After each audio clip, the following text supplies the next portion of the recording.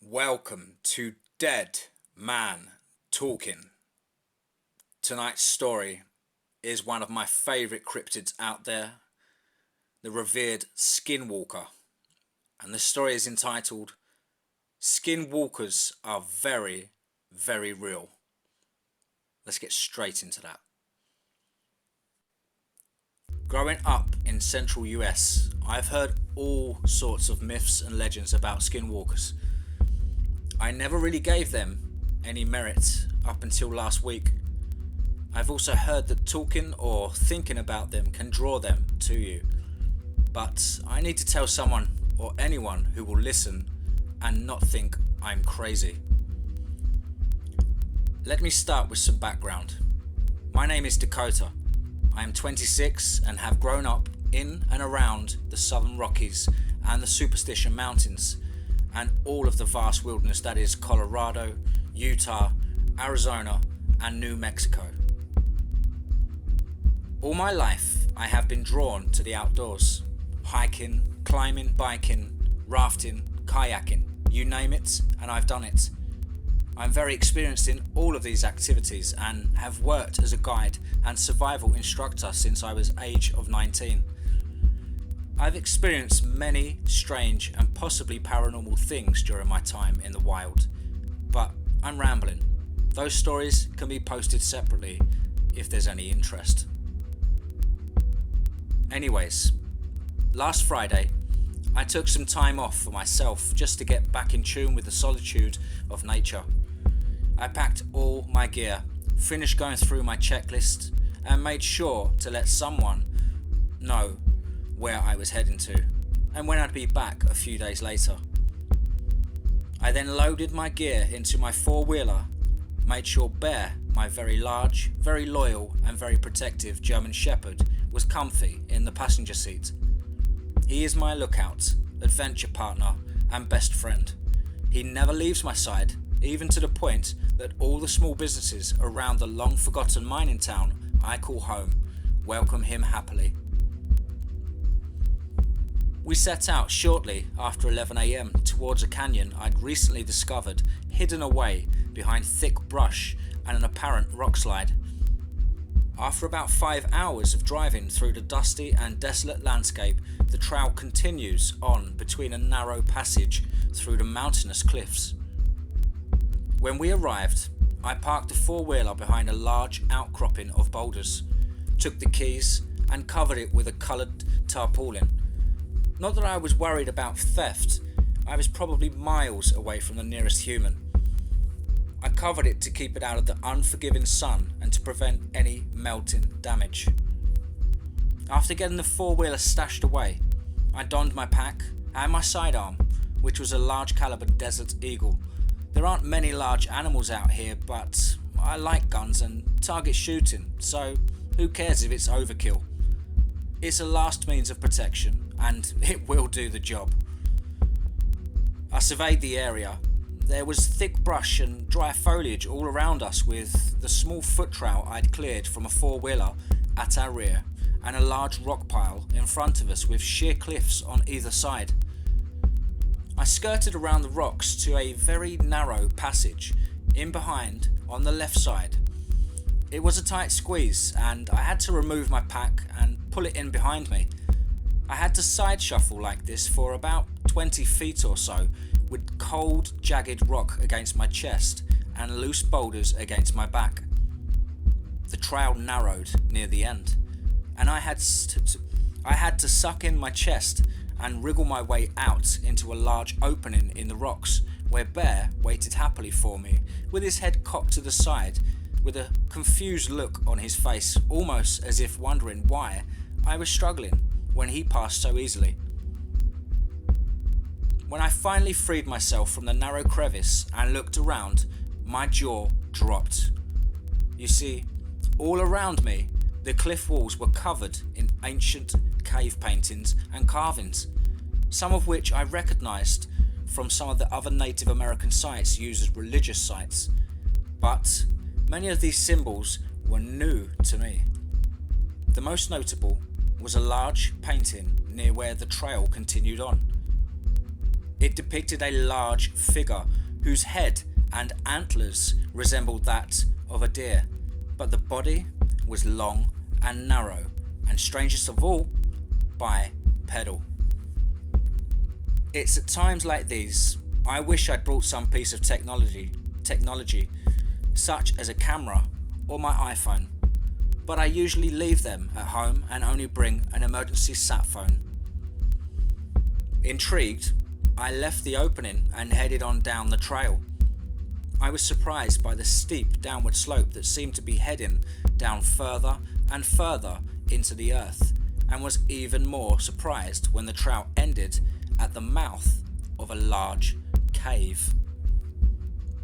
A cave I hadn't known about.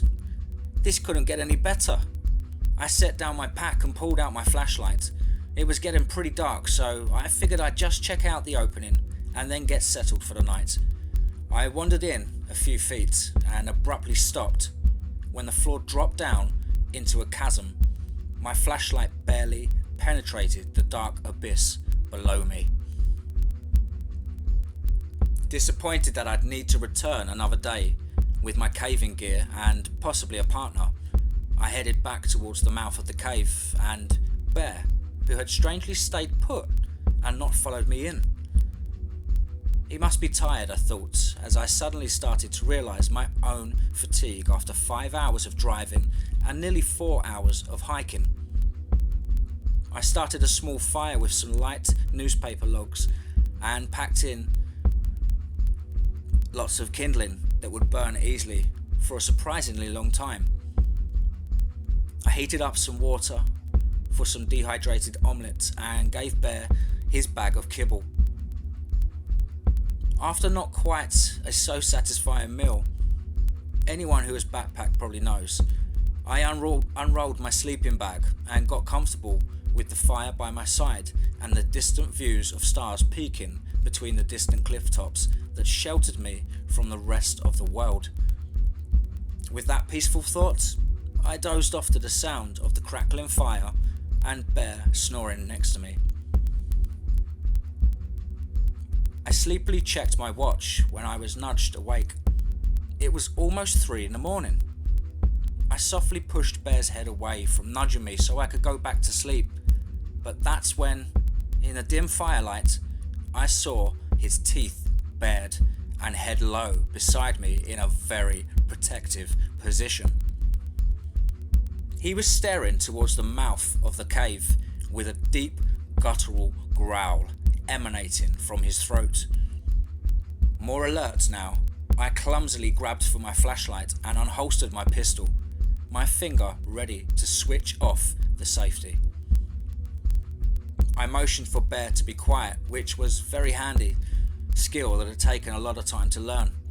On command, he quietened, but still snarled, staring at the dark hole in the cliff. I illuminated the edge of the drop-off, my gun aimed with the beam, and we listened. For a few minutes, all I heard was silence besides my heartbeat. Then, faintly, I heard it. I still can't describe it, but I will try my best. It sounded like the bleat of a goat and the yowl of a wild cat coming together to form words that seemed so broken and foreign. Quiet at first, it was accompanied by a clacking and scraping sound, getting closer and closer. I strained my eyes to see the edge in the beam of light. What I saw next, I am sure, has been burned into my mind's eye, and I will never forget it. In the light, long, rotten fingers with thick black claws curled around the lip and proceeded to pull something up and over into the cave. This thing pulled itself to standing. It was about 6 feet tall with long deer-like legs, too skinny to support it, that ended in small hooves that seemed to float above the ground. The body looked semi-human, but A skeleton draped with rotting, stinking flesh, with patches of mangled fur and ribs protruding from the chest. The smell was wretched, and I wanted to look away, just to vomit and to run. But I was paralysed with fear, and I kept staring at the long, curled antlers, the warped and twisted body, long arms hanging loosely in front of claws scraping the ground. But mostly, the disturbing, contorted mix of a human and animal intertwined to make a face so haunting. I will remember vividly on my dying day, I'm sure. And when it locked onto my view with its empty, rotted sockets, it met my eyes, and then I heard it, quietly, but all around me, that horrid howl, mangled words. Let me help you. With that, I snapped out of my paralysed state, switched the safety off, and pulled the trigger once, twice, 3 times from only 3 feet away. An instant, the horrible thing before me flickered and was 2 feet to the right. I fired again and again as this thing twitched and jerked towards me, a terrifying nightmare coming to consume my very being. I don't remember much of what happened next. Bear was barking, us sprinting, flashes of gunfire, the jerking and the clacking, that putrid breath on my neck, the voice, the evil voice, echoing all around me. Let me help you. I remember the peak of sunlight, the roar of the side by side as me and Bear sped through the desert. We woke up in our shack, uninjured, but forever scarred by our experience. It's kept me awake every night since, and I needed to tell somebody, to warn somebody. Please, if you see the carving of the thing, or see any unknown cave, please don't enter. Wow. That concludes tonight's story, guys. I hope you enjoyed that one. Please do remember to like, share and comment. It's really appreciated, guys. We are just short of 700 subscribers now. It's been a wonderful, wonderful 9 weeks. Can't thank you enough.